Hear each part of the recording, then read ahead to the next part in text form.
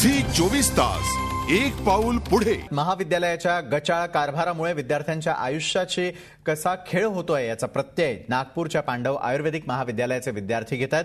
विद्यापीठाची परवानगी नसताना देखील 2011-2012च्या BA-MS बॅचला प्रवेश देण्यात आला, मात्र परीक्षेलाच बसता न आल्यामुळे विद्यार्थ्यांनी कोर्टात धाव घेतली आहे। हे चिंताग्रस्त विद्यार्थी आहेत नागपूरच्या पांडव आयुर्वेदिक महाविद्यालयाचे।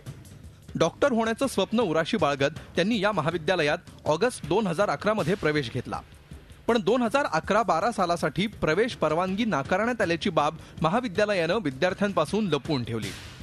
परवानगीच नसल्यामुळे या विद्यार्थ्यांचं परीक्षेचं ओळखपत्रच आलं नाही, त्यामुळे विद्यार्थ्यांचं वर्ष आणि पैसा दोन्ही वाया गेलाय।